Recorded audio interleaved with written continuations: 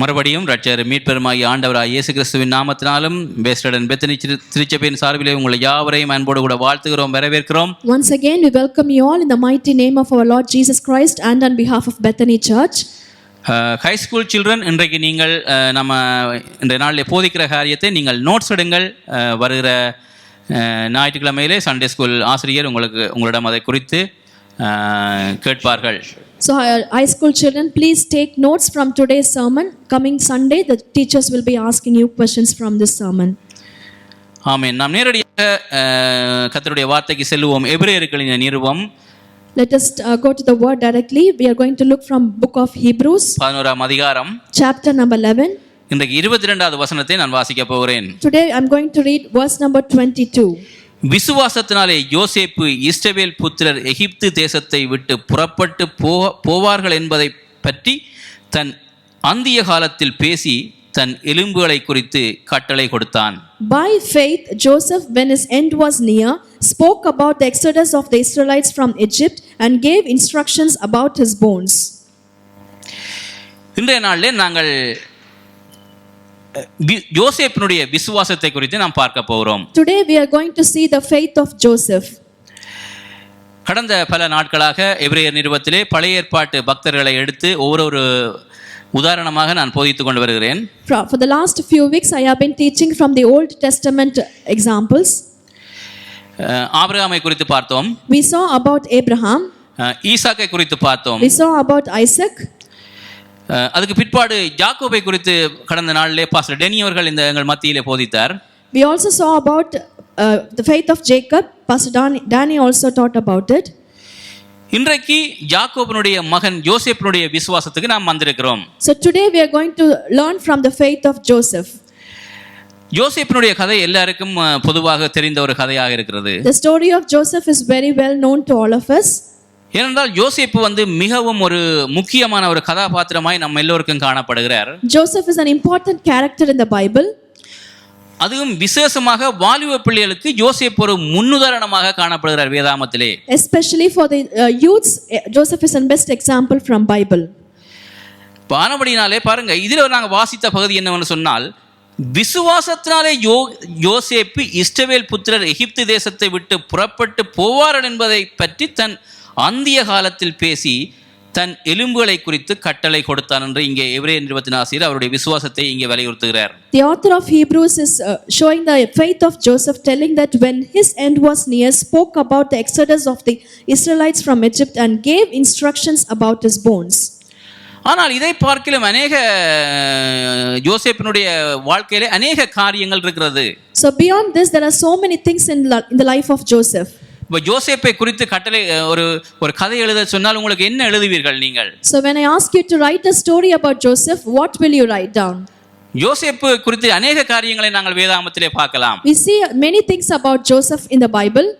ஆதியாகமத்திலே யோசேப்புக்கு 37ஆம் அதிகாரத்திலிருந்து 50வது வசனம் மட்டும் யோசேப்பினுடைய கதை அங்கே ஆரம்பிக்கிறது. So the story of Joseph begins in the Genesis chapter 37.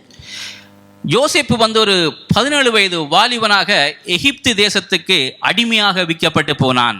Joseph was sold out as a slave to the country of Egypt. ஒரு வாலிப வயதிலே என்ன செய்தான்? சகோதரர்களாலே பகைக்கப்பட்டு என்ன செய்தான்? சகோதரர்களாலே பொறாமைப்பட்டு அவன் எகிப்து தேசத்துக்கு அடிமையாக விற்கப்பட்டு போனான் என்று நாங்கள் பார்க்கிறோம். We see that at the very young age of 17 Joseph was hated by his own brothers and he was sold out as a slavery into Egypt. அப்ப எகிப்து என்று சொன்னால் பாவம், அடிமைத்தனம், பிசாசு என்று அர்த்தம். When we say Egypt, it represents sin, devil and things in that. அந்த காலத்துல எகிப்து ஒரு நேச்சுரல் கண்ட்ரி, ஒரு வல்லரசு நாடாக காணப்பட்டது. So Egypt was a strong country in those days. அப்ப இன்றைக்கு பாருங்க, அன்றைக்கு எகிப்திலே அங்கே அடிமையாக விற்கப்பட்டு போனால் இன்றைக்கு நாங்கள் ஒரு பாவ உலகத்தில் இன்றைக்கு நாங்கள் வாழ்ந்து கொண்டிருக்கிறோம். So like how Joseph was sold out into a sinful country of Egypt, we are also living in a sinful world today. அப்ப யோசேப்பு 17 வயசுல அங்கே அடிமையாக புறப்பட்டு போகிறான். At the age of 17 Joseph was sold out as a slave. அப்படிப்பட்ட தேசத்திலே பாருங்க, ஒரு அந்நிய கலாச்சாரம் அவனுக்கு. So there was a foreign culture in Egypt. ஒரு அந்நிய தெய்வம். There was a foreign god in that country. ஒரு அந்நிய ஜனங்கள். Foreign people in the country. அந்த நாளிலே படிப்பதற்கு யோசேப்புக்கு ஒரு வேதாமம் கூட அந்த நாட்களில் கிடைத்திருக்காது எகிப்திலே. So Joseph would not even had a Bible in those days in his hands. நாங்கள் ஞாயிற்றுக்கிழமையிலே போவதற்கு ஆலயத்துக்கு நாம் செல்கிறோம். அந்த நாளிலே யோசேப் அந்த அந்நிய தேசத்துக்கு போனபடியால் அவன் வழிபடுகிற ஜீவனுள்ள தேவனை ஆராதிப்பதற்கு ஒரு ஆலயம் கூட கிடைத்திருக்காது. So because he was in a foreign country, he did not even had a chance to worship his God in that country on Sundays. ஆனா அப்படிப்பட்ட தேசத்திலும் அவன் என்ன செய்கிறான்? கர்த்தருக்கு பிரியமான ஒரு வாழ்க்கை வாழுகிறான். பிரியமானவர்களே, But even in that kind of a situation and that kind of a country, Joseph is leading a pleasing life in the eyes of the Lord. அது மாத்திரமில்லை, பலவிதமான சோதனைகள் ஒன்றின் பின் ஒன்றாக அவனுக்கு தொடர்ந்து வருகிறது. So one after the other he is facing many tests. உங்களுக்கு தெரியும், அந்த நாங்கள் தொடர்ந்து 37ஆம் அதிகாரத்துக்கு பிறகு நாங்கள் தொடர்ந்து ஆதியாகமத்திலே வாசித்து கொண்டு போனால் அங்கே போத்திபாருடைய மனைவி அந்த வாலிபனை பாவத்துக்கு வலியுறுத்துகிறதை நாங்கள் பார்க்கலாம். So after Genesis 37, if we read, we can see that Potiphar's wife is asking Joseph to fall into sin. அந்த பாவத்துக்கு கூட அவன் அடிமைப்படவில்லை யோசேப்பு. But Joseph did not fall for that sin. அப்ப அவனை சுற்றி பொல்லாத மனிதர்கள் அந்த நாட்களிலே காணப்பட்டார்கள். So all around Joseph wicked people were seen. ஆனால் அந்த வாலிபன் ஒன்றிலும் தன்னை கரைப்படுத்திக் கொள்ளவில்லை. பிரியமானவர்களே, But that young youth did not allow any sin to come into his life. இப்ப பாருங்க, இன்றைக்கு நாங்கள் இந்த உலகத்திலே வாழ்கிறோம். Even today we are living in this sinful world. நம்மை சுற்றி பலவிதமான பாவங்கள் நம்மை நெருக்குகின்றன. So around us we have so many lustful and sinful things around us. அப்ப நாம் எப்படி வாழுகிறோம்? How are we living in the midst of this? அந்த பாவம் நம்மை கரைப்படுத்தும்படி நாம் இடம் கொடுக்கிறோமா? Are we giving space and allow the sin to overcome us? அப்ப அந்த ஜீவனுள்ள தேவனை நாம் துக்கப்படுத்தி விட கூடாது என்பதற்காக நாம் தேவனுக்காய் நாம் வாழுகிறோமா? Are we living a life so that we can please the Lord without grieving his heart? அப்ப யோசேப்பு அந்த எகிப்து தேசத்திலே அவன் எந்த விதத்திலும் அவன் பாவத்துக்கு தன்னை விற்று போடவில்லை. So whatsoever maybe the situation is, Joseph did not sell himself to the sin. ஒரு 17 வயது வாலிபன் At the age of 17. அப்ப யோசேப்பினுடைய வாழ்க்கையின் முன்னுதாரணம் எங்க வாலிபர்களுக்கு மாத்திரமல்ல, கிறிஸ்துவர்களாக நமக்கு ஊழியம் செய்கிற நம்ம எல்லோருக்கும் அது ஒரு எடுத்துக்காட்டாய் காணப்படுகிறது. So the example of Joseph is not only for youths, but it is also all the Christians us. அப்ப யோசேப்பு அப்படி அந்த எகிப்து தேசத்திலே ஒரு பாவம் இல்லாத மனுஷனாய் ஜீவனுள்ள தேவனை துக்கப்படுத்தி விட கூடாது என்பதற்கு அவன் எங்கிருந்து அதை கற்றுக்கொண்டான்? பிரியமானவர்களே, So where did Joseph learn that he should not grieve the heart of the living God? ஏற்கனவே நாங்கள் ஆபிரகாமுடைய விசுவாசத்தை நாங்கள் பகுதியாக நாங்கள் பார்த்தோம். So we saw about Abraham's faith in different levels. யோசேப்பினுடைய தகப்பனார் தான் Abraham. Abraham is Joseph's father's father. யோசேப்பினுடைய தகப்பன் யாக்கோபு, யாக்கோபினுடைய தகப்பன் ஈசாக்கு, ஈசாக்கினுடைய தகப்பன் Abraham. So the generation comes like this: Abraham, Isaac, Jacob, and then Joseph comes. அப்படின்னு சொன்னா நம்ம இந்தியால சொல்லுவோம், கொள்ளு தாத்தான்னு கூட நம்ம சொல்லுவோம். So Abraham was a great grandfather of Joseph. அப்ப பாருங்க, நான் ஏற்கனவே உங்களுக்கு சொன்னேன், ஆபிரகாமை வைத்துத்தான் ஆண்டவர் ஒரு ரட்சிப்பின் திட்டத்தையே ஏற்படுத்துகிறார். Only through Abraham Lord has created a salvation path. ஆபிரகாமை வைத்துத்தான் ஒரு விசுவாச மார்க்கத்தை கர்த்தர் ஏற்படுத்துகிறார். Through Abraham Lord has created the path of faith. அப்ப ஆபிரகாம் யோசேப்பு அப்படி ஒரு பரிசுத்தமான வாழ்க்கை அந்த எகிப்திலே வாழ்வதற்கு காரணம் என்னவென்று சொன்னால், So what is the reason that Joseph lived a holy life in Egypt? ஆதியாகமம் 18ஆம் அதிகாரத்திலே வாசிக்கிறோம், ஆபிரகாம் தன் பிள்ளைகளுக்கும் தன் வீட்டார் அனைவருக்கும் தேவனுடைய காரியங்களை குறித்து போதித்தான் என்று வாசிக்கிறோம். In Genesis chapter 15 we read that Abraham taught about God and his commandments to his children and their children. ஒரு சந்தர்ப்பத்திலே ஆபிரகாம்கிட்ட இருந்த 300 வேலைக்காரர்கள் யுத்தத்துக்கு ஆபிரகாம் அனுப்புகிறார். So Abraham sends 300 people of his own people in order to do a war. ஆபிரகாம்கிட்ட இருந்த வேலைக்காரர்கள் ஆண்கள் மாத்திரம் 300 பேரை அனுப்புகிறார். So 300 men were sent out to do a battle. ஒரு வேத வல்லுநர் பட்டியல் போட்டு ஒரு கணக்கு போட்டு சொல்லுகிறார், ஆபிரகாமை சுத்தி கிட்டத்தட்ட 2000 பேர் இருந்திருப்பார்கள் என்று சொல்லி. So Bible scholar says that more than 2000 people should have been living around Abraham. அப்ப தன்னை சுற்றி உள்ள அவ்வளவு ஜனங்களுக்கு இந்த ஜீவனுள்ள தேவனை குறித்து Abraham போதித்திருப்பார். So for all those 2000 people who are around Abraham would have taught about the living God. எங்களுக்கு ஒரு ஜீவனுள்ள தேவன் இருக்கிறார். We have a living God for us. எங்களை அவர்தான் அடிமைத்தனத்திலிருந்து மீட்டு கொண்டவர். He is the one who has redeemed us from the slavery. அப்ப இந்த உலகத்திலே நாம் வாழும் பொழுது தேவனை துக்கப்படுத்தி நாம் வாழக்கூடாது. As long as we live in this world, we should not grieve the heart of the living அப்ப God. நிச்சயமாய் ஆபிரகாம் தன்னை சுற்றியுள்ள யாவருக்கும் அதை கற்றுக் கொடுத்திருப்பார். Abraham would have definitely taught about this to all the people around him. அப்படி சொன்னபடியாத்தான் ஆபிரகாமை கர்த்தர் ஆசீர்வதித்தார் என்று சொல்லி நாங்கள் 18ஆம் அதிகாரத்திலே பார்க்கிறோம். We can see that because he taught and spoke like that, Lord blessed Abraham, and we can see that in chapter 18. பிரியமானவர்களே, நம்முடைய குடும்பத்துக்கு, நம்மை சுற்றியுள்ளவர்களுக்கு, நமக்கு பின்னால் வருகிற சந்ததிகளுக்கும் கர்த்தரை குறித்த காரியங்களை நாம் கற்றுக் கொடுக்க வேண்டும். So beloved, it is important that we teach about Lord around people, to the people around us and to our children and children's children. அடிக்கடி அதான் நம்முடைய சபையிலே நாங்கள் போதிக்கிறோம், கர்த்தருடைய வசனத்துக்கு முக்கியத்துவம் கொடுங்கள். That is why we give importance in the church, that we have to give importance to the word of God. கர்த்தருடைய வார்த்தையை குறித்து அறிவிலே வளர வேண்டும். Children has to know the word of God and grow in the word of God. தேவனுடைய வார்த்தை நம்முடைய பிள்ளைகளுடைய இதயத்தில் இருந்தால் தான் பிள்ளைகள் பாவத்தை விட்டு விலகி ஓட முடியும். Only when the word of God is in the heart of our children, they can run away from the sinful life. யோசேப்பு பல தடைகளை தாண்ட வேண்டியதா இருந்தது எகிப்து தேசத்திலே இருக்கும் பொழுது. Joseph had to cross so many obstacles in the country of Egypt. அது மாத்திரமல்ல, யோசேப்பை குறித்து பார்க்கும் பொழுது அவன் சொற்பனக்காரனாய் காணப்படுகிறான். We can see that Joseph was a dreamer. அவன் எப்பொழுதும் ஆண்டவர் அவனுக்கு சொற்பனத்தினூடாக அவனோடு இடைப்படுவார். So Lord always used to speak to Joseph through his dreams. தன்னுடைய திட்டங்களை குறித்து, தன்னுடைய நோக்கங்களை குறித்து எல்லாம் சொற்பனத்தினூடாக யோசேப்போடு கர்த்தர் வெளிப்படுவார். Lord reveals himself through the plans, through his dreams of Joseph. அந்த சொற்பனத்துக்கு அவனால மாத்திரம்தான் கடவுள் என்னத்தை சொல்ல வருகிறார்னு சொல்லி அவனால அதை விளக்கம் கொடுக்க முடியும் மற்றவர்களுக்கு. So only Joseph can explain the theme behind those dreams that he gets from the Lord. அப்ப யோசேப்போடு எல்லாவற்றிலும் கர்த்தர் கூட இருந்தார் என்று நாங்கள் பார்க்கிறோம். We can see that Lord was with Joseph in everything he did.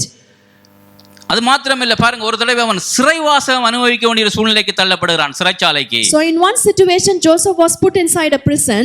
போத்திபாருடைய மனைவி தன்னோட இணையவில்லை என்று சொல்லி அவனை பழி சுமத்தி சிறைச்சாலைக்கு அனுப்புவதை கூட நாங்கள் பார்க்கிறோம். We can see that Potiphar's wife incorrectly commands him to be put into prison. அப்படிப்பட்ட ஒரு சோதனைக்குள்ள கூட அவன் கடந்து செல்கிறான் யோசேப்பு. Joseph has crossed that kind of test also. ஆனால் அவன் எங்கே போனாலும் கர்த்தர் யோசேப்போடு கூட இருந்தார். But wherever Joseph went, Lord was with Joseph. சங்கீதக்காரன் 105 எழுதும் பொழுது இப்படியா எழுதுகிறார், அவன் எகிப்திலே புடமிடப்பட்டான் என்று எழுதுகிறார் சங்கீதக்காரன். So we read in Psalms that the psalmist writes that Joseph was refined in Egypt. பாருங்க, விலையேறப்பெற்ற பொன் அக்கினியினால் சோதிக்கப்படுகிறது போல நம்முடைய விசுவாசம் என்ன செய்யும்? சோதிக்கப்படும். So like how gold is refined in fire, our faith will also be refined. அவன் எகிப்திலே இருக்கும் பொழுது பலவிதமான சோதனைகள் அவனுக்கு வந்தது. Joseph had to face so many tests when he was in Egypt. ஆனால் எல்லா பாவத்தையும் அவன் மேற்கொண்டான். பிரியமானவர்களே, But Joseph overcome every single sin that he was about to face. எந்த பாவமும் யோசேப்பை கரைப்படுத்தவில்லை. No sin was able to overcome Joseph. அதே போல இங்கே இருக்கிற ஒவ்வொரு வாலிப பிள்ளைகளும் சரி, இன்றைக்கு விசுவாசிகளும் சரி, இன்றைக்கு உலகத்திலே நாம் வாழும் பொழுது கர்த்தருடைய வார்த்தைக்கு நாம் முக்கியத்துவம் கொடுப்போமானால், கர்த்தர் கொற்று கொடுக்கிற காரியங்களுக்கு நாம் நம்முடைய வாழ்க்கையில இடம் கொடுப்போமானால் எந்த பாவமும் நம்மை கரைப்படுத்த முடியாது. So likewise all the youths here and all the believers here, when we give importance to the word of God, then sin cannot overcome us. அது மாத்திரமல்ல, அவன் மிகவும் ஒரு ஞானம் உள்ளவனாய் காணப்பட்டான் யோசேப்பு. So Joseph was a very wise man. அப்ப அவனுக்கு புத்தி, விவேகம், அறிவு, காரிய சித்தி அப்படிப்பட்டவனாய் காணப்பட்டான் போகிற இடமெல்லாம். So Joseph was very strong man with a strong knowledge and wisdom. அது மாத்திரமல்ல, அங்கே சிறைக்கு அங்கே செல்லப்படுகிறான். அங்கே அவனுடைய மேனேஜ்மெண்ட் திறமையை பார்த்து அந்த ஜெயில் அதிகாரி அந்த ஜெயிலையே நடத்துவதற்கு அவனுடைய பொறுப்பு கொடுக்கிறார். So looking at the talents that he had in order to manage the people around him, even inside the prison, the prisoner appointed him to look after the whole group. எங்க போனாலும் அவன் அங்க ஒரு காரிய சித்தியாக காணப்படுகிறான். So wherever Joseph went, he was successful in whatever he did. அவன் மிகவும் ஒரு விவேகம் உள்ளவனாய் காணப்படுகிறான். He was a very wise man. எதையும் மேனேஜ் பண்ணக்கூடிய ஒரு ஸ்கில் அவனுக்கு கொடுக்கப்படுகிறது. He had a very strong skills in order to manage any situation and tackle any situation. அதுக்கு காரணம் ஆபிரகாமிட்ட இருந்து வந்த அந்த போதனை தான். பிரியமானவர்களே, So the reason behind that, all the preachings that he has received from Abraham is the reason. அப்ப இன்றைக்கு வேதாகமம் நமக்கு கையிலே கொடுக்கப்பட்டிருக்கிறது. So today we all of us have Bible in our hands. ஒவ்வொரு நாளும் கர்த்தருடைய வசனத்தை குறித்து அறிவிலே நம்முடைய பிள்ளைகள் வளர வேண்டும். So every single day our children has to grow by knowing the knowledge of the Lord. அப்பதான் நம்முடைய பிள்ளைகள் உலகத்திலே எந்த மூலைக்கு சென்றாலும், யூனிவர்சிட்டிக்கு சென்றாலும் சரி, எந்த உலகத்திலே எந்த மூலைக்கு சென்றாலும் சரி, என்றால் இந்த வார்த்தை அதனுடைய இருதயத்திலே இருக்கும். அதுகள் எந்த விதத்திலும் பாவத்துக்கு இடம் கொடுக்க மாட்டார்கள். Only when the word of the Lord stays in the heart of our children, wherever they go, no matter to what corner of the world they are going, Lord will be with them and they will not be falling for the sin. பிள்ளைகளுடைய இருதயத்திலே கர்த்தருடைய வார்த்தை இருக்கும் பொழுது அவர்கள் பாவத்துக்கு விலகி விலகி ஓடுவார்கள். அவர்கள் எந்த காரியத்தை தொட்டாலும் அது பொன்னாக விளங்கும். எத்தனை பேர் விசுவாசிக்கிறீங்க? Amen. So whenever the word of the Lord is in their heart, sin will not overcome them, and whatever our children do, they will be successful. அது மாத்திரமல்ல, பிறகு நீங்கள் பார்த்தீங்க சொன்னால் அவன் ஜெயிலில் இருக்கும் பொழுது அங்கே ராஜா ஒரு சொற்பனத்தை காணுகிறான். So when Joseph was in prison, the king dreams a dream. அந்த ராஜாவுக்கு அந்த சொற்பனத்துக்கு விளக்கம் என்னன்னு தெரியவில்லை. The king does not know the explanation for the dream. ஏற்கனவே அந்த ஜெயிலில் இருந்தவர்களுக்கு சொற்பனத்துக்குரிய விளக்கத்தை கொடுத்த வழியில் அவர்கள் சொல்லுகிறார்கள் ராஜாவினிடத்தில், இப்படி ஒருத்தன் ஜெயிலில் இருக்கிறான், அவனுக்கு இந்த சொற்பனத்தை சொன்னால் நிச்சயமாய் இதுக்குரிய விளக்கத்தை சொல்லுவான் என்று. Because Joseph had explained the meaning of the dreams previously in the prison, they told about him to the king. உடனே ராஜா அவனை அழைத்து கொண்டு வர சொல்லுகிறார். So immediately king is asking to bring Joseph. உடனே ராஜா வந்து தன்னுடைய சொற்பனத்தை யோசேப்புக்கு வெளிப்படுத்துகிறார். King is explaining about the dream to Joseph. உடனே யோசேப் அந்த சொற்பனத்துக்குரிய விளக்கத்தை ராஜாவுக்கு கொடுக்கிறார். Immediately Joseph is explaining the meaning of the dream to the king. 7 வருஷம் இந்த கண்ட்ரி செழிப்பா இருக்கும். So 7 years the country will be prosperous. பின்பு 7 வருஷம் பஞ்சத்துக்குள்ளே இந்த நாடு போப்பது என்று சொல்லுகிறார். After that for 7 years the country will see a famine. உடனே ராஜாவுக்கு ஒரு பயம் வந்துட்டது. So immediately the king got a fear. ராஜா கண்டு கொண்டான் யோசேப்போடு கர்த்தர் இருக்கிறார். So now king has realized that Lord was with Joseph. அப்ப இனி வரப்போற இந்த பஞ்சத்தை சமாளிப்பதற்கு என்னால முடியாது, இவன் தான் சரியான ஆள், இவன் கர்த்தர் இவனோடு கூட இருக்கிறார் என்று சொல்லி பிரதம மந்திரியாய் ஆக்கி விட்டார் அந்த தேசத்துக்கு. ஹalleluya. So king identified and realized that Joseph will be the best person to handle the upcoming famine, so he appointed him as prime minister. ராஜாவுக்கு அடுத்தபடியாக யோசேப் எகிப்து தேசத்திலே பிரதம மந்திரியாக்கப்பட்டான். So after the king, Joseph was made as a prime minister in the country of Egypt. அவன் சொல்லுகிறதா நாங்க சட்டம். So whatever he commands will be the law in the country. அந்த செழிப்பின் 7 வருஷத்திலே என்ன செய்தான், வரப்போற அந்த 7 வருஷ பஞ்சத்துக்குரிய எல்லா காரியங்களையும் அந்த தேசத்தை கட்டி எழுப்பும்படியாக, அந்த தேசத்தை பாதுகாக்கும்படியாக எல்லாவற்றையும் சேகரித்து விட்டான் என்று நாங்கள் பார்க்கிறோம். So in the prosperous 7 years he had made plans in order to store the things so that they can face the famine. அப்படிப்பட்ட ஞானம், விவேகம், அறிவு யோசேப்புக்கு கர்த்தர் கொடுத்திருந்தார். So Lord has given him that wonderful wisdom and knowledge. ஆனபடினால பிரியமானவர்களே, நீங்களும் பாருங்க, கர்த்தருடைய காரியங்களுக்கு நீங்கள் முக்கியத்துவம் கொடுக்கும் பொழுது, கர்த்தரை ஆராதிக்கிற ஜனங்களாய் இருக்கும் பொழுது, ஜீவனுள்ள தேவனை எங்களுடைய வாழ்க்கையிலே முதன்மையாக வைக்கும் பொழுது, நாங்கள் எங்களை வருகிற காலங்களில் வரப்போற பிரச்சனைகள், சவால்கள், பஞ்சங்கள் என்னவா இருக்கலாம், அதை எல்லாவற்றையும் எப்படி நாம் கையாள வேண்டும் என்ற ஞானத்தை கர்த்தர் நமக்கு கொடுப்பார். So likewise, when we also place our living God in first position in whatever we do, Lord will command us the wisdom so that we can face any kind of situation in our life. அப்ப இப்படி எல்லாம் யோசேப்பினுடைய அநேக காரியங்களில் யோசேப்பினுடைய விசுவாசம் வெளிப்படுகிறது. So in many things the faith of Joseph is revealed. அப்ப யோசேப்பை குறித்து நிறைய காரியங்கள் சொல்லிக் கொண்டே போகலாம். So we can still keep on saying so many things about Joseph. அது மாத்திரமல்ல, யோசேப்பு சகோதர பாசமுடையவராய் காணப்படுகிறான். So not only that Joseph was seen that he was loving his brothers. 17 வயதிலே சகோதரர்களால் புறக்கணிக்கப்பட்டு அங்கே குழியில போடப்பட்டு இஸ்மவேல் இடத்திலே விற்கப்பட்டு அங்கே எகிப்துக்கு அடிமையாக விற்கப்பட்டு 17 வயதிலே கடந்து செல்கிறான். At the age of 17 Joseph was sold out as a slave by his own brothers.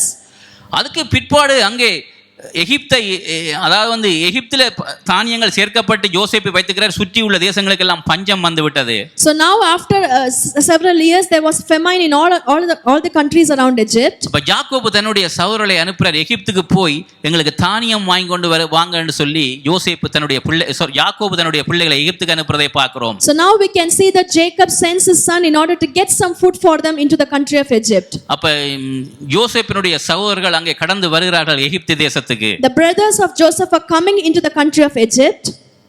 யோசேப்பு சகோதரர்களை அடையாளம் கண்டு விட்டான். So now Joseph has identified his own brothers. சகோதரர்கள் அடையாளம் காணவில்லை. But the brothers were unable to realize that Joseph was their brother. தனிமையில போய் கதறி அழுகிறான் தன் சகோதரங்களை கண்டவன. So as soon as he saw his brothers, he goes out alone and then he starts crying. பாருங்க, சகோதர பாசமுடையவனாய் காணப்படுகிறான். So he is having the love towards his brother. இப்ப பாருங்க, தேவனோட ஒரு மனுஷன் இருப்பானா இருந்தால் அவனுக்கு பழி வாங்குற எண்ணம் வராது. So when the Lord is with a person, then he will not think bad things about the fellow people. ஏனென்றால் அவனுடைய சகோதரர்கள் அவனை குழியில தூக்கி போட்டார்கள். Because his own brothers has put him into the pit. அவனுடைய சகோதரர்கள் அடிமையாக வித்தார்கள். His own brothers sold him out as a slave into the country of Egypt. ஏனென்றால் அவன் மீது பொறாமை எரிச்சல் கொண்டு. So because their brothers were jealous about Joseph. ஏனென்றால் அவனுக்கு ஆண்டவர் சொற்பனத்தினூடாக எல்லா காரியங்களையும் வெளிப்படுத்துகிறார். Because Lord is speaking to Joseph through dreams. ஒரு சந்தர்ப்பத்திலே யோசேப்பு சொல்லுற தன்னுடைய சகோதரங்களை பார்த்து, நீங்கள் அதாவது ஒரு கதிர்க்கட்டு நிமிர்ந்து நிற்கும், மற்ற 11 கதிர்க்கட்டுகளும் என்னை வணங்கும் என்று சொல்லுகிறார் ஒரு சந்தர்ப்பத்தில். So in one situation Joseph had a dream that where one reap of grains will be up and others will be bowing down towards that. அப்ப அவங்களுக்கு அது நேரடியாக விளங்கி விட்டது, நாங்க 11 பேர் முன்ன சேவிக்கிறதா. So all the other brothers were thinking that are we going to bow down before you, Joseph? அப்படி பொறாமை வந்தபடியா தான் அவன் எகிப்து தேசத்துக்கு அடிமையாக போகப்பட்டான். So because the brothers were jealous about Joseph, he was sold out as a slave. ஒரு பஞ்சம் வந்தோனே எகிப்துக்கு வருகிறார்கள் சகோதரர்கள் எல்லாரும். As soon as the famine was seen, the brothers are coming into Egypt. அப்ப கூட அவன் பழி வாங்கி இருக்கலாம் அந்த சகோதரர்களை. So even at that time Joseph could have done bad things back to his brothers. ஆனா தீமையை நன்மையினாலே வெல்லக்கூடிய ஒரு நல்ல குணாதிசயம் அவனிடத்திலே காணப்பட்டது. But we can see that he overcome the bad things with the good thing. அப்ப யோசேப்பை குறித்து எவ்வளவு நல்ல காரியங்களை நான் உங்களுக்கு சொல்லிக் கொண்டு வருகிறேன். So as I'm telling you, there are so many things, good things about Joseph. அது மாத்திரமல்ல, தன்னுடைய தகப்பனை ஒரு கனம் பண்ணுகிற ஒரு மனுஷனா யோசேப்பு காணப்பட்டான். Joseph was seen to honor his father. வாலிப பிள்ளைகளை பெற்றோரை கனம் பண்ணுகிற பிள்ளைகளாய் நாம் காணப்பட வேண்டும். So as youths you have to honor your father and mother. ஏனென்றால் கானான் தேசத்திலே பஞ்சம் வந்தபடியால் யாக்கோபோட கூட கிட்டத்தட்ட 70 பேர் அங்கே எகிப்து தேசத்துக்கு கடந்து செல்கிறார்கள். Because of the famine in Canaan, Jacob and so many people around him went into Egypt. யோசேப்பு அந்த எகிப்து தேசத்திலே பிரதம மந்திரியா இருந்தபடியால் தன்னுடைய குடும்பத்தாருக்கு மிகவும் தயவு பாராட்டினான். So because Joseph was a prime minister in Egypt, he was very pleasing to his family. பிறகு தகப்பனார் சொல்லுகிறார், என்னுடைய சரீரத்தை நீங்கள் கானான் தேசத்துல தான் அடக்கம் பண்ண வேண்டும்னு சொல்லி. The father says that you have to bury my body in the nation of Canaan. ஒரு சந்தர்ப்பத்திலே தகப்பன் யாக்கோபு இறந்த உடனே தகப்பனுக்கு பெரிய ஒரு ராணுவ மரியாதை கொடுத்து அங்கே எகிப்திலே இருந்து கானான் தேசத்துக்கு சென்று யாக்கோபை அடக்கம் பண்ணுகிறதை நாங்கள் பார்க்கிறோம். We can see that as soon as Jacob was died, a great respect was given to him and he was taken back from Egypt to Canaan. பாருங்க, யாக்கோபுக்கு தகப்பனாருக்கு அவ்வளவு பெரிய ஒரு ராணுவ மரியாதை. So Joseph paid a great honor to his father. யோசேப்பின் மூலமாய் எகிப்தில் இருந்து அங்கே யாக்கோபினுடைய அடக்க ஆராதனைக்கு கூட பெரிய ஒரு தயவு கிடைத்தது. So through Joseph, even for the funeral service of Jacob, there was so much of grace that they received. இன்றைக்கு வாலிப பிள்ளைகளாகிய நாங்கள் கர்த்தருக்கு நாங்கள் ஒரு முக்கியத்துவம் கொடுப்போம் என்று சொன்னால் எங்களுடைய வாழ்க்கையிலே உங்கள் நிமித்தம் உங்களை சுத்தி உள்ளவர்கள் உங்களுடைய குடும்பத்தாருக்கும் கர்த்தர் தயவை உண்டு பண்ணுவார். ஹalleluya. So as youths, when you give importance to the Lord, because of you, your family, all people around you will receive the grace from the Lord.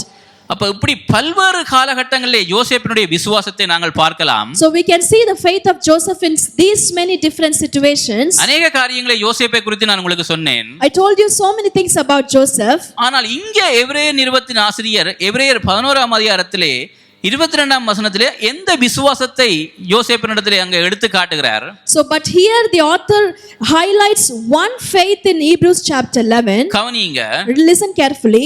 விசுவாசத்தினாலே யோசேப்பு இஸ்ரவேல் புத்திரர் எகிப்து தேசத்தை விட்டு புறப்பட்டு போவார்கள் என்பதை பற்றி தன் அந்திய காலத்தில் பேசி தன் எலும்புகளை குறித்து கட்டளை கொடுத்தான். By faith Joseph, when his end was near, spoke about the exodus of the Israelites from Egypt and gave instructions about his bones.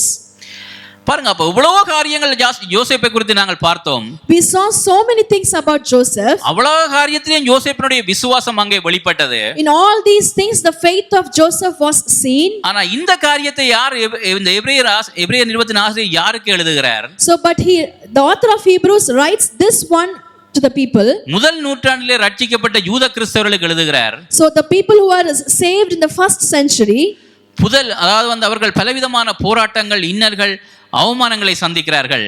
They are facing so many shame and they are facing so many struggles. அவர்கள் என்ன சொல்லுகிறார்கள்? இந்த ஏற்கனவே ரட்சிக்கப்படாத யூத மார்க்கத்தார் என்ன சொல்லுகிறார்கள்? எங்களுக்கு பெரிய மார்க்கம் இருக்கு, எங்களுக்கு தேவாலயம் இருக்கு, எங்களுக்கு ஆபிரகாம் மோசே ஆண்டு இருக்குது, நீங்களே சாதாரணமாக இந்த சிலுவையிலே நிர்வாணியாய் தொங்கப்பட்ட இயேசுவை நீங்கள் நோக்கி பார்க்கிறீர்கள், நீங்கள் மறுபடியும் பழைய மார்க்கத்துக்கு வாங்கள்னு சொல்லி அவங்க இந்த எபிரேயர் கிறிஸ்தவர்களை நிந்திக்கிறதை நாங்கள் அந்த இடத்துல பார்க்கும் பொழுதுதான் இந்த காரியத்தை எழுதுகிறார். So we can see that the unsaved Jewish people are speaking against Jesus Christ to the saved Hebrews people and that is why the author brings this point to talk to these Christians. அப்ப என்ன இந்த எபிரேயத்தின் நிருபத்தின் ஆசிரியர் வலியுறுத்துகிறார் கிறிஸ்தவர்களுக்கு? So what does the author gives the importance to Christians here? இங்க யோசேப்பினுடைய விசுவாசத்தை அந்திய காலம் என்று சொன்னால் அவனுடைய வாழ்க்கை முடிவிலே. So by faith Joseph, when his end was near, means towards the end of his life, மரிக்கும் தருவாயிலே, at the time of death, அந்த கட்டத்திலே அவனுடைய விசுவாசத்தை பாருங்கள் என்று சொல்லுகிறார். So the author says to look at the faith of Joseph at the time of his death. அப்ப என்ன சொல்ல வருகிறார் இங்க எபிரேய நிருபத்தின் ஆசிரியர் இந்த இடத்திலே? What is the author coming to say? யோசேப்பு விசுவாசத்தினாலே अनेक காரியங்களை மேற்கொண்டான். So Joseph overcomes so many things because of faith. ஆனா இந்த இடத்திலே அவனுடைய விசுவாசம் அங்கே ஹைலைட் பண்ணப்படுகிறதை அங்கே எடுத்து காட்டுகிறார். So but here his faith is even more highlighted in this phrase. ஏனென்றால் பாருங்க, இந்த காரியத்தை யோசேப்பு இந்த காரியத்தை நாங்கள் பார்க்க வேண்டும் என்று சொன்னால் ஆதியாகமம்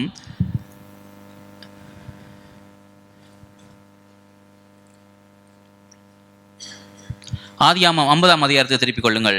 Let us turn our Bibles to Genesis chapter number 50. ஆதியாகமம் 50ஆம் அதிகாரம் 24ஆம் வசனத்தை நான் வாசிக்க போகிறேன். Verse number 24. பாருங்க, யோசேப்பு தன் சகோதரரை நோக்கி, நான் மரணமடைய போகிறேன், ஆனாலும் தேவன் உங்களை நிச்சயமாய் சந்தித்து நீங்கள் இந்த தேசத்தை விட்டு நான் ஆபிரகாமுக்கும் ஈசாக்குக்கும் யாக்கோபுக்கும் ஆணையிட்டு கொடுத்த தேசத்துக்கு போக பண்ணுவார் என்று சொன்னதுமன்றி தேவன் உங்களை சந்திக்கும் போது என் எலும்புகளை இவ்விடத்திலிருந்து கொண்டு போவீர்களாக என்றும் சொல்லி யோசேப்பு இஸ்ரவேல் புத்திரிடத்தில் ஆணையிடுவித்துக் கொண்டான். யோசேப்பு 110 வயதுள்ளவனாய் மரித்தான். அவனுக்கு சுகந்த வர்க்கமிட்டு எகிப்து தேசத்திலே அவனை ஒரு பெட்டியில் வைத்தார்கள். Then Joseph said to his brothers, I am about to die, but God will surely come to your aid and take you out of this land to the land he promised on oath to Abraham, Isaac and Jacob. And Joseph made the sons of Israel swear an oath and said, God will surely come to your aid, and then you must carry my bones up from this place. அப்ப இந்த காரியத்தை தான் அங்க எபிரேயர் 11ஆம் அதிகாரத்திலே அங்க யோசேப்பினுடைய விசுவாசத்தை அங்க வெளிச்சம் போட்டு காட்டுகிறார். So the author highlights this faith in Hebrews chapter number 11. அப்ப யோசேப்பு 17 வயதிலே எகிப்துக்கு கடந்து வந்தான். At the age of 17 Joseph came into Egypt. 110 வயதிலே மரிக்கிறான். He dies at the age of 110. மரிக்கும் தருவாயிலே இந்த காரியத்தை குறித்து பேசுகிறான். At the age of 110 he talks about this. அப்ப கிட்டத்தட்ட 93 வருடங்கள் எகிப்திலே வாழ்ந்திருக்கிறான். So more than nearly 93 years he lived in Egypt. அது மாத்திரமல்ல, எகிப்திலே அவன் வைக்கிறதான சட்டம். So whatever he commands will be the law in Egypt. எகிப்திலே இருக்கிற எல்லா ஆசீர்வாதங்களுக்கும் அவனுக்கு பூரண உரிமை இருக்கு, ரைட்ஸ் இருக்கு. So he has rights and authority over every blessing in Egypt. அவனுக்கு எல்லா அதிகாரங்களும் அங்க எகிப்திலே கொடுக்கப்பட்டிருந்தது. So he had received every authority in the country of Egypt. அப்ப பாருங்க, அவ்வளவு இன்னும் கிட்டத்தட்ட 93 வருடங்கள் அந்த எகிப்திலே வாழ்ந்தாலும் கூட, so even after living for 93 years in Egypt, அவன் ஜீவனுள்ள தேவனை மறக்கவில்லை. he did not forget the living God. தன்னுடைய ஆபிரகாமின் தேவனை மறக்கவில்லை. He did not forget the God of Abraham. அவன் ஈசாக்கின் தேவனை மறக்கவில்லை. He did not forget the God of Isaac. அவன் யாக்கோபின் தேவனை மறக்கவில்லை. He did not forget the God of Jacob. ஏனென்றால் யோசேப்பு சொல்லும் பொழுது 200 வருடங்களுக்கு முன்பாக ஆபிரகாமுக்கு ஆண்டவர் வாக்கு பண்ணியிருந்தார். So before 200 years when Joseph spoke, God has promised Abraham. என்ன சொல்லியிருந்தார்? What has he said? உன்னுடைய சந்ததியார் அங்கே எகிப்து தேசத்திலே அடிமைகளாய் இருப்பார்கள். Your generation will be as slaves in Egypt. 400 வருஷம் அடிமைகளாய் இருப்பார்கள். For 400 years your generation will be slaves in Egypt. மறுபடியும் நான் அந்த ஜனங்களை அந்த அடிமைத்தனத்திலிருந்து விடுவித்து மறுபடியும் நான் கானான் தேசத்துக்கு கொண்டு வருவேன். I will redeem them from the slavery and I will bring them back to Canaan. அந்த எகிப்து ராஜாக்களை நான் நியாயம் தீர்ப்பேன் என்று சொல்லி ஆபிரகாமுக்கு வாக்கு பண்ணியிருந்தார். So Lord has promised Abraham that Lord will judge the kings of Egypt. அந்த 200 வருடங்களுக்கு முன்பாக கொடுத்த அந்த வாக்குத்தத்தத்தை யோசேப்பு அவன் அந்திய காலத்திலே தன்னுடைய வாழ்க்கை முடியும் பொழுது அதை திட்டவட்டமாய் விசுவாசிக்கிறான். So 200 years before what Lord has promised, Joseph believed at the age of 110. அப்ப யோசிச்சு பாருங்க, 93 வருடம் அவனுடைய வாழ்க்கை அந்த எகிப்து தேசத்திலே காணப்பட்டது. For 93 years Joseph was living in the country of Egypt. அப்ப கொஞ்சம் கூட அவனுக்கு அந்த உணர்வு வந்துட கூடாது, 93 வருஷம் இந்த எகிப்து தேசம் தான் எனக்கு நான் வாழ்ந்திருக்கிறேன், வளர்ந்திருக்கிறேன், ராஜாவாக ஆட்சி செய்திருக்கிறேன், ஏன் என்னுடைய எலும்பு எலும்புகள் அங்கே மறுபடியும் கானான் தேசத்துக்கு கடந்து செல்ல வேண்டும். So wouldn't he have thought about something like, I have been prime minister in this country for these many years, why should my bones go back to Canaan? அவன் ஒரு எதிர்காலத்துல தேவன் நமக்காக வைத்திருக்கிற ஒரு நித்திய வாழ்க்கையை குறித்து விசுவாசிக்கிறான் பிரியமானவர்களே. So he is believing in the eternal life that the Lord has kept for us in the future. பழைய ஏற்பாட்டில் சொல்லப்பட்ட காரியங்கள் எல்லாம் புதிய ஏற்பாட்டுக்கு ஒரு அடையாளமாகத்தான் வைக்கப்பட்டது. So whatever is told in Old Testament is a sign in the New Testament. பழைய ஏற்பாடு கானான் தேசமாய் நமக்கு ஒரு அடையாளமாக கொடுக்கப்பட்டது. The Old Testament Canaan nation is a sign to us. புதிய ஏற்பாடுகளை நமக்கு எது கானான் தேசம்? நம்முடைய பரம கானான், இயேசு நமக்காக ஏற்படுத்தி வைத்திருக்கிற அந்த நித்திய அந்த பரம வாழ்க்கை தான் நம்முடைய கானான் தேசம். The eternal life that we have in heaven, the Lord Jesus Christ has created for us in heaven, is an eternal Canaan for us. அந்த நித்திய வாழ்க்கையை நான் இழந்து விடக் கூடாது என்பதற்காக தான் சொல்லுகிறான். மறுபடியும் 200 வருடங்களுக்கு பிற்பாடு தான் அந்த எகிப்து தேசத்தை விட்டு கானான் தேசத்துக்கு சொல்லப்படுறார்கள். ஆனால் நீங்கள் மறுபடியும் திரும்பி எகிப்து தேசத்துக்கு போகும் பொழுது என்னுடைய எலும்பை நீங்கள் எடுத்துக்கொண்டே அங்கு கொண்டே நீங்கள் வைக்க வேண்டும் என்று சொல்லுகிறான். So Joseph was careful that he don't want to lose the eternal life, and therefore he commands his brother to take his bones when the Lord brings them back. பாருங்க, அப்படி என்று சொன்னால் அவனுக்கு தெரியுது. ஏனென்றால் இந்த உலகத்தில் நாங்களும் இன்றைக்கு இந்த உலகத்தில் நாங்கள் வாழுகிறோம். We are also living in this world. சுற்றியுள்ள ஜனங்களுக்கு நம்மை ஆசீர்வாதமாக கர்த்தர் வைத்திருக்கிறார். Lord has kept us as a blessing to all the people around us. ஆனால் பலவிதமான பொசிஷன் நமக்கு கொடுக்கப்பட்டிருக்கிறது. But there are so many positions given to us. சில நேரங்களில் நீங்கள் நல்ல வேலை செய்கிற இடங்களில் நல்ல உத்தியோகத்தில் நீங்கள் காணப்படலாம். You could be in a good positions at your workplace. இல்ல நல்ல ப்ராப்பர்ட்டிஸ்க்கு நீங்க ஓனராய் காணப்படலாம். But you could be owner of good properties. நீங்க எந்த ஸ்தானத்தில் நீங்கள் உயர்ந்தவர்களாய் இந்த உலகத்திலே காணப்படலாம். You could be in a high positions in this world. ஆனால் இந்த உலகம் நமக்கு நிரந்தரம் அல்ல. But this world is not permanent to us. அதத்தான் யோசேப்பு விசுவாசிக்கிறான். That is what Joseph has believed. 200 வருடங்களுக்கு பிற்பாடு நடக்க போறதை குறித்து அவன் என்ன செய்கிறான்? அவன் தூரத்திலே பார்க்கிறான். So what is going to happen after 200 years? He is looking in the far side. அதான் எபிரேயர் 11 வாசிக்கிறோம். ஒன்றிலே விசுவாசமானது நம்பப்படுகிறவர்களின் உறுதியும் காணப்படாதவர்களின் நிச்சயமாய் நமக்கு காணப்படுகிறது. So that is what we read in Hebrews chapter 11 verse 1. Now faith is being sure of what we hope for and certain of what we do not see. அப்ப ஒவ்வொரு மனுஷரும் நாம் என்ன செய்ய வேண்டும்? மரிக்கும் பொழுது எதை குறித்து பாருங்க, அந்த விசுவாசம் எங்க வெளிப்படும் என்று சொன்னால் நாம் மரிக்கும் தருவாயில வெளிப்படும். So our faith will be revealed at the time of our death. விசுவாசத்திலே நல்லா நாங்க ஆரம்பிப்போம். So we will start or begin very well in faith. ஆவியில ஆரம்பிப்போம். We will start in spirit. சில நேரத்துல மாம்சத்தில முடிப்போம். But sometimes we finish in flesh. ஆனா பவுல் சொல்றார், ஆவியில ஆரம்பம் என்ற நீங்கள் மாம்சத்தில முடிக்க கூடாது. So Paul says that who you begin in spirit, do not end up in flesh. ஆம், நாம் விசுவாசத்தை வாழ்க்கை முடியும் பொழுது கூட கர்த்தர் செய்த நன்மைகளை நினைத்து அந்த வார்த்தைகளை நாம் அறிக்கை செய்து முடிக்க வேண்டும் பிரியமானவர்களே. So even when we are about to die, we have to declare our faith and confess our faith, and then only we have to die. யோசேப்பு திட்டவட்டமாய் சொல்லிவிட்டான், என்னுடைய எலும்பு கூட நான் நீங்கள் போகும்பொழுது இந்த எகிப்து தேசத்தில் இருக்கக்கூடாது. So Joseph clearly tells here that even my bones should not be left out in Egypt. அந்த காலத்திலே ஒரு முறைமை இருந்தது. So in those days there was a tradition. சரீரத்தை அடக்கம் பண்ணுவார்கள். They will bury the body. அந்த சரீரம் அந்த கல்லறைகளில் இருக்கும். So in the tomb the bodies will be there. சரீரம் கொஞ்ச நாள்ல அழுகிரும்.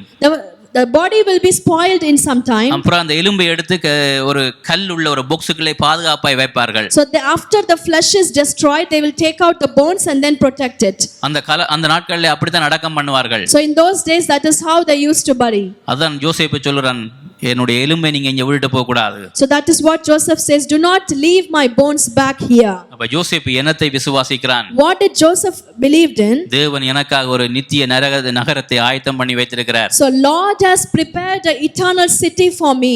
அதத்தான் யோசேப்பு விசுவாசிக்கிறான். That is what Joseph believed here. ஒவ்வொருவரும் மரிக்கும் பொழுதுதான் பாருங்க, சில நேரங்களில் மரிக்கும் பொழுது எங்களுக்கு பேசக்கூடிய ஒரு திறன் இருந்தா கூட ஒரு நல்ல விசுவாசி என்ன செய்வான்? கர்த்தருடைய வாழ்க்கையிலே செய்த காரியங்களை குறித்து அங்கேதான் விசுவாசத்தை வெளிப்படுத்துவான். A good believer will speak the good things that the Lord has did in their life even at the time of death, even when they don't have strength enough to speak. வேதாகமத்திலே நல்ல உதாரணங்கள் இருக்கு. ஒருவர் மரிக்கும் பொழுது தங்களுடைய விசுவாசத்தை எப்படி வெளிப்படுத்துகிறார் என்று சொல்லி. So there are so many examples in Bible where when the people are about to die, how are they confessing and declaring their faith? திருப்புங்கள் ஆதியாகமம் 48ஆம் அதிகாரம். Let us turn to Genesis chapter 48. அங்கே யோசேப்புக்கு ரெண்டு மகன்மார் இருக்கிறார்கள். There are two sons for Joseph. ஒன்று Manasseh, One is Manasseh. நான் இல்ல, No, it's not brother Manasseh. யோசேப்பினுடைய son Manasseh. So son of Joseph, Manasseh. ஒன்று Ephraim. Next son is Ephraim. அந்த யாக்கோபுக்கு வயசு கண் மங்கி போயிட்டது, அவர் மரிக்க போறார். இந்த ரெண்டு பிள்ளைகளையும் ஆசீர்வதிக்கும்படியாக யாக்கோபினிடத்தில் அங்கே யோசேப்பு கொண்டு வருவதை நாங்கள் பார்க்கிறோம். So we can see that Joseph takes his two sons to Jacob before he dies. ஆதியாகமம் 48:15 வசனத்தை வாசிக்கிறேன். Genesis chapter 48 verse number 15. யாக்கோபு எப்படி யோசேப்பினுடைய ரெண்டு பிள்ளைகளையும் ஆசீர்வதிக்கிறார் பாருங்கள். அந்த மரண விளிம்பில போறார் அந்த கட்டத்துல. So Jacob was at the point of death, and let's see how he blesses his grandchildren. அவன் யோசேப்பை ஆசீர்வதித்து, என் பிதாக்களாகிய ஆபிரகாமும் ஈசாக்கும் வழிபட்டு வணங்கிய தேவனும் நான் பிறந்த நாள் முதல் இந்த நாள் வரைக்கும் என் ஆதரித்து வந்த தேவனும் என்று சொல்லுகிறான். He says, then he blessed Joseph and said, may the God before whom my fathers Abraham and Isaac walked, the God who has been my shepherd all my life to this day. ஆமென். பாருங்க சகோதரி, ஆங்கிலத்தில் மொழிபெயர்க்கும் பொழுது shepherd என்ற வார்த்தை அங்க பயன்படுத்தப்பட்டிருக்கிறது. So in English it mentioned as shepherd. அப்படி என்று சொன்னால், நான் பிறந்த நாள் முதல் இந்த நாள் வரை என்னை போஷித்து அற்புதமாய் நடத்தி வந்த என்னுடைய தேவன் என்று யாக்கோபு சொல்லுகிறார். So Jacob says that from the time of my birth until that day the Lord who led me. ஒரு நன்றியுள்ள உணர்வோடு சொல்லுகிறார். So with a thankful heart he says this. அப்ப யாக்கோபுடைய வாழ்க்கையில பலவிதமான பிரச்சனைகளை யாக்கோபு சந்தித்தார். Jacob also faced so many problems in his life. யாக்கோபு கூட பாருங்க, பஞ்சம் வந்தோன்னு அங்க எகிப்து தேசத்துல போய் தங்கி இருந்தார். So even Jacob went into Egypt when they faced famine. என்னுடைய ஆபிரகாமின் தேவன், ஈசாக்கின் தேவன் இந்த நாள் வரை என்னை போஷித்த தேவன் என்று சொல்லுகிறார். So he says that my Lord, my father's God, Abraham's God and Isaac's God had led me and fed me until this day. என்னை ஆதரித்து வந்த தேவன் என்று சொல்லுகிறார். He says the Lord who has been leading me until today. 16வது வசனம், எல்லா தீமைக்கும் நீங்களாக்கி என்னை மீட்ட தூதனுமானவர் இந்த பிள்ளைகளை ஆசீர்வதிப்பாராக என்று சொல்லுகிறார். So he says the angel who has delivered me from all harm, may he bless these boys. பாருங்க, அப்போ ஒரு மனுஷன் விசுவாசத்தில் ஆரம்பிக்கும் பொழுது அந்த அவனுடைய வாழ்க்கை முடிகிற நேரத்தில் அங்க விசுவாசம் ஹைலைட் பண்ணப்படும். So when a human being begins his life in a faith, even at the time of death the faith will be revealed. நாங்க சொல்ல முடியுமா, ஒரு நாளைக்கு எங்கட வாழ்க்கை முடியும் பொழுது பிறந்த நாள் முதல் இந்த நாள் வரை என்னை போஷித்த தேவன், என்னை வழிநடத்தின வந்த தேவன், என்னை காப்பாற்றின தேவன், என்றென்றைக்கும் சதா காலங்களிலும் அவர்தான் என்னுடைய தேவன் நாம் சொல்ல வேண்டும். So can we also say like that, when one day when our life comes to an end, that God who has supported me from the birth and until that day, may he be glorified. இன்னும் ஒரு உதாரணத்தை, வாழ்க்கை முடியும் பொழுது இன்னும் ஒரு விசுவாச வீரனுடைய அறிக்கையை பார்ப்போம். Let us also see one more declaration of a person who is about to die. திருப்புங்கள் யோசுவாவின் புத்தகம் 23வது அதிகாரம். Turn your Bibles to Joshua chapter number 23. யோசுவாவுடைய வாழ்க்கை முடிய போகிறது. So the life of Joshua is also coming to an end. அந்த முடிகிற நேரத்திலே, at the time when it is about to come to an end, யோசேப்பினுடைய விசுவாச அறிக்கை எப்படி இருக்கிறது? So let us see how the faith of Joseph is declared. யோசுவா 23ஆம் அதிகாரம் 14வது வசனம். Joshua chapter 23 verse number 14. இதோ இன்று நான் பூலோகத்தார் எல்லாரும் போகிற வழியே போகிறேன். உங்கள் தேவனாகிய கர்த்தர் உங்களுக்காக சொன்ன நல் வார்த்தைகளெல்லாம் ஒரு வார்த்தையும் தவறி போகவில்லை என்பதை உங்கள் முழு இருதயத்திலும் உங்கள் முழு ஆத்மாவிலும் அறிந்திருக்கிறீர்கள். அவைகளெல்லாம் உங்களுக்கு நிறைவேறிட்டு அவைகளில் ஒரு வார்த்தையும் தவறி போகவில்லை. Now I am about to go to the way of all the earth. You know with all your heart and soul that not one of all the good promises the Lord your God gave you has failed. Every promise has been fulfilled, not one has failed. பாருங்க, இங்க யோசுவாவுடைய வாழ்க்கையை முடிய போகுது. So the life of Joshua is also coming to an end here. மோசே இஸ்ரவேல் ஜனங்களை அங்கே வழி நடத்தி கொண்டு வருகிறார். Moses is leading the people of Israelites. மோசே கானான் தேசத்துக்கு கிட்ட வந்தோன மோசே மரித்து விட்டார். So as soon as Moses reaches near Canaan, he died. மோசேனுடைய ஊழியக்காரனை யோசுவா எழுப்புறார். So the servant, மோசேனுடைய ஊழியக்காரன் யோசுவாவை கர்த்தர் எழுப்புகிறார். so Lord is raising up Joshua, who was a servant to Moses. அவன் இங்கே என்ன சொல்லுகிறான்?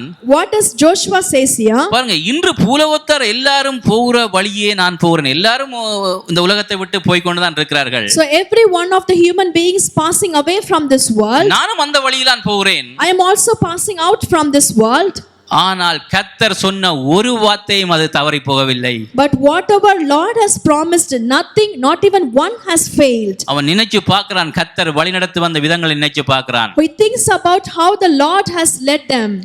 ஏனென்றால் செங்கடலை பிளந்து அற்புதங்களையும் அடையாளங்களையும் செய்து ஜனங்களை வனாந்திரத்திலே வழிநடத்தி கொண்டு வந்து நினைச்சு பார்க்கிறான். So he thinks about how Lord separated the Red Sea and led the Israelites people. கன்மலையை பிளந்து தண்ணீர் கொடுத்தார் என்பதை நினைத்து பார்க்கிறான். He thinks about how the rock was broken down and water poured out from the rock. Jordan ரிவரை ஆண்டவர் புரண்டோட பண்ணதை ஜனங்களை கடக்க பண்ணதை நினைச்சு பார்க்கிறான். He thinks about how the Lord has divided the Jordan River. எரிகோ மதில்களை தகர்த்து கானான் தேசத்துக்குள்ளே தங்களை வெற்றிகரமாக கொண்டு வந்து நினைத்து பார்க்கிறான். He thinks about how the walls of Jericho was brought down in order to get into the city. என்ன சொல்லுகிறான்? கர்த்தர் சொன்ன ஒரு வார்த்தையும் தவறி போகவில்லை. So what does he say? Every promise has been fulfilled, not one has failed. பிரியமானவர்களே, கர்த்தர் உங்களுக்கு ஒரு வாக்குத்தத்தத்தை கொடுப்பாரா இருந்தால் அந்த வாக்குத்தத்தத்தை நான் சொல்லுகிறேன், கர்த்தருடைய வார்த்தையை கொண்டு சொல்லுகிறேன், அது ஒரு நாளும் தவறி போகாது. So beloved, I am telling you that if Lord has promised you something, that will never ever be failed, it will be definitely fulfilled. ஆமென். எத்தனை பேர் விசுவாசிக்கிறீங்க? How many of you believe in this? ஒவ்வொரு விசுவாச வீரர்களும் நம்முடைய வாழ்க்கையை முடிக்கும் பொழுது நாம் என்ன செய்ய வேணும்? அங்கேதான் நம்முடைய உச்சக்கட்ட விசுவாசம் வெளிப்படும். So every believer, when we are about to die, that is where our peak of the faith should be revealed. அதுதான் யோசேப்பினுடைய விசுவாசத்தை அங்கே ஹைலைட் பண்ணுகிறார் எபிரேயர் நிருபத்தின் ஆசிரியர். So that is why the author of Hebrews highlights the faith of Joseph here. அந்திய காலத்தில் பேசி, when his end was near, நீங்கள் எகிப்தை விட்டு புறப்பட்டு போகும் பொழுது, spoke about when exodus of the Israelites, என்னுடைய எலும்புகளை கொண்டு அங்கே வையுங்கள், gave instructions to take his bones from there. அது அங்கே வைக்கும் பொழுது அதுக்கு ஒரு மெமரியல் பிளேஸாக கட்டுவார்கள் சில நேரங்கள்ல. So sometimes when they take the bones and keep it there, they will build a memorial place. அது பெருமைக்காக அல்ல. It is not for proud. ஏனென்றால் ஜீவனுள்ள தேவனை நான் எகிப்திலே இருக்கும் பொழுது நான் ஜீவனுள்ள தேவனை தான் நான் விசுவாசித்தேன். அந்த எகிப்திய கலாச்சாரத்துக்கு நான் ஒன்றி போகவில்லை, அந்த பாவ பழக்கத்துக்கு நான் ஒன்றி போகவில்லை. ஆபிரகாம் எனக்கு காட்டின தேவனை தான் நான் விசுவாசித்தேன் என்று காண்பிப்பதற்காக கொண்டு போக சொன்னான். So in order to show that even he was there in Egypt for 93 years, he did not forget the God of Abraham, he did not forget the living God. அப்ப ஆபிரகாமுக்கு தேவன் கொடுத்த வாக்குத்தத்தை யோசேப்பு திட்டவட்டமாய் தன்னுடைய மரண தருவாயிலே விசுவாசித்தான். பிரியமானவர்களே, so whatever promises Abraham was given, Joseph believed in that 100% during his at the time of his death. 200 வருடங்களுக்கு சொன்ன காரியத்தை விசுவாசித்தான். He believed all the things that were spoken which is going to happen after 200 years. 200 வருடங்களுக்கு பிற்பாடு அதையும் விசுவாசித்தான். So whatever is going to happen after 200 years, he believed in that also. இன்றைக்கு இயேசு சுவாமி நமக்கு கொடுத்த வாக்குத்தத்தங்கள் ஒவ்வொன்றும் கிறிஸ்துவுக்குள் ஆம் என்றும் ஆமென் என்றும் வைக்கப்பட்டிருக்கிறது. So all the promises that Lord Jesus Christ has given us is yes and amen in Lord Jesus Christ. கர்த்தர் சொல்லியிருக்கிறார், இந்த கல்லின் மேல் என் சபையை கட்டுவேன். So Lord has said, I will build my church upon this rock. பாதாளத்தின் வாசல்கள் ஒருபோதும் மேற்கொள்வதில்லை. The hell cannot overcome my church. இந்த உலகத்திலே நம்பவன் ஸ்தாபனம் சபைதான்.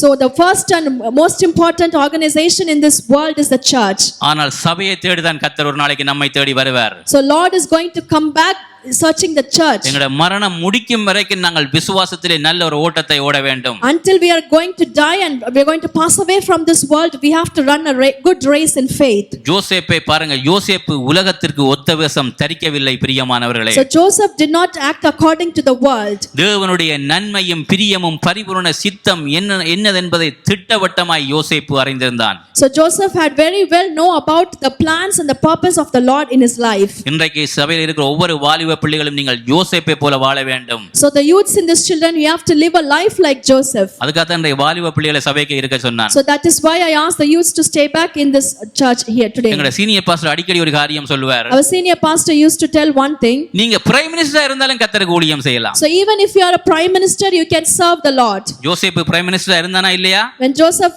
was a prime minister or not? பார்வோனுக்கு அடுத்தபடியாக சகல அதிகாரங்களையும் அவன்தான் பெற்றுக்கொண்டான் பிரதம மந்திரியாக. Joseph had every authority after the king Pharaoh, and he had his authority in the country of Egypt. இந்த பாவ பழக்க வழக்கமும் யோசேப்பை கரைப்படுத்தவில்லை. But sin cannot overcome Joseph. அநேக வாலிப பிள்ளைகள் இருக்கிறீர்கள். நீங்கள் ஒரு காரியத்தை உங்களுக்கு சொல்லுகிறேன். நீங்கள் யூனிவர்சிட்டிக்கு போனாலும் சரி, உலகத்தில் எந்த மூலைக்கு போனாலும் சரி, கர்த்தருடைய வார்த்தை உங்களுடைய இருதயத்தில் இருக்க வேண்டும். So to all the youths I tell you this, even if you go to university or wherever corner of this world you are going, the word of the Lord should be in your heart. தைரியமாய் சொல்ல வேண்டும், ஆபிரகாமின் தேவன் என்னுடைய தேவன். So you have to boldly say that the Lord of Abraham is my God. ஈசாக்குடைய தேவன் என்னுடைய தேவன். The Lord of Isaac is my God. யாக்கோபுடைய தேவன் என்னுடைய தேவன். The Lord of Jacob is my God. எந்த பாவ பழக்க வழக்கத்துக்கும் என்னுடைய இருதயத்தை நான் விட்டு போட மாட்டேன். I will not sell my heart to any sin of this world. என்றால் அந்த நிச்சயத்தோடு நாம் ஓட வேண்டும். We have to be assured of that promise, and then we have to run our race. இயேசுவாமி யோவான் 14ஆம் அதிகாரம் 2வது வசனம் 3வது வசனத்திலே சொன்னார். என்ன சொன்னார்? நான் போய் உங்களுக்கு ஒரு வாசல் ஸ்தலத்தை நான் ஏற்படுத்துவேன். In John chapter 14 verse number 2 and 3, Jesus Christ said that I will go and prepare a place for you. நான் ஏற்படுத்தின பின்பு வந்து நான் உங்களை அதுக்கு கூட்டிக் கொண்டு செல்வேன். And if I go and prepare a place for you, I will come back and take you to be with me. பழைய ஏற்பாட்டில் யோசேப்புக்கு கானான் தேசம். In the Old Testament for Joseph it is the nation of Canaan. புதிய ஏற்பாட்டில் எங்களுக்கு பரம கானானை கர்த்தர் வைத்துகிறார். ஹalleluya. The New Testament believers, we have the eternal heaven for us. அந்த பரம கானானை நோக்கி நாங்கள் பரிசுத்தத்தோடு நிச்சயத்தோடு நல்ல ஒரு விசுவாச ஓட்டத்தை நாம் ஓடுவோம். Let us run our race with good faith, looking at the eternal heaven. கர்த்தர் உங்களை ஆசீர்வதிப்பாராக. May the Lord bless you. வருகிற ஞாயிற்றுக்கிழமை யோசேப்பை குறித்த காரியங்கள் சண்டே ஸ்கூல்ல உங்கள்ட்ட கேட்பாங்க. நீங்க நிச்சயமாய் அதுக்கு பதில் சொல்ல வேண்டும். So in the coming Sunday class, you will be youths, you will be questioned about the sermons. You have to answer to your teachers. ஆமென். ஒரு பாடலை பாடுவோம். Thank you Jesus. We will sing a song now. Praise you Father. Thank you Jesus. Hallelujah. நன்றி செலுத்துகிறோம் அப்பா. Praise you Father. Thank you Jesus.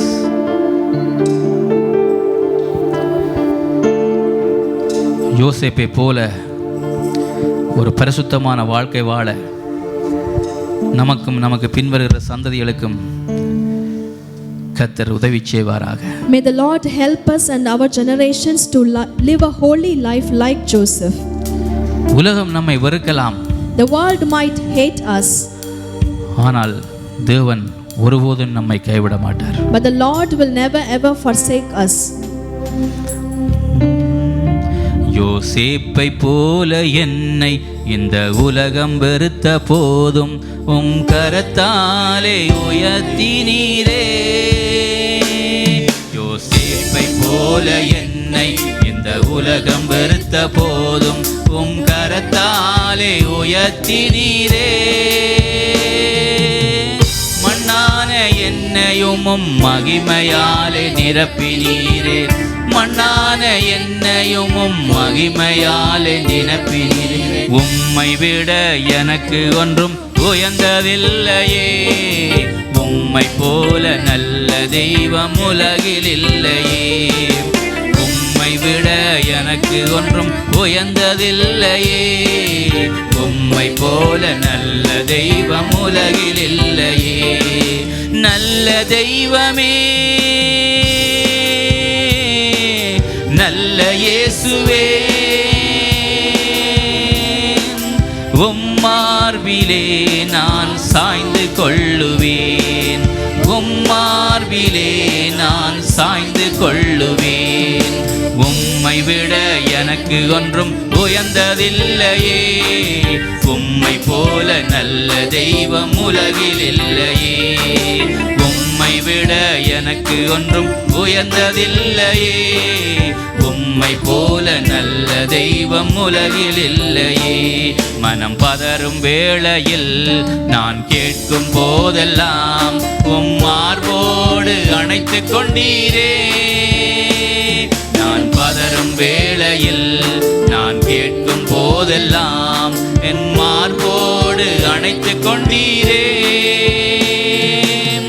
மாசற்ற பாசத்தாலே அரவணைத்த தெய்வமே, மாசற்ற பாசத்தாலே அரவணைத்த தெய்வமே, உம்மை உம்மை விட எனக்கு ஒன்றும் உயர்ந்ததில்லையே, உம்மை போல நல்ல தெய்வம் உலகில் இல்லையே. உம்மை விட எனக்கு ஒன்றும் உயர்ந்ததில்லையே, உம்மை போல நல்ல தெய்வம் உலகில் இல்லையே. பயனற்றவன் என்று உலகம் தள்ளிவிட்டாலும் உம் அன்பாலே தேற்றி நீரே. சொல்லுவோமா? பயனற்றவன் என்று உலகம் தள்ளிவிட்டாலும் உம் அன்பாலே தேற்றி நீரே.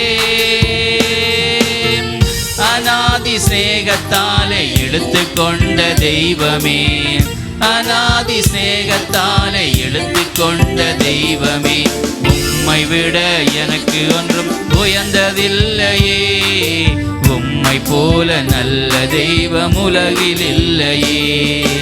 உம்மை விட எனக்கு ஒன்றும் உயர்ந்ததில்லையே, உம்மை போல நல்ல தெய்வம் உலகில் இல்லையே. நல்ல தெய்வமே, நல்ல இயேசுவே, உம்மார்பிலே நான் சாய்ந்து கொள்ளுவேன்.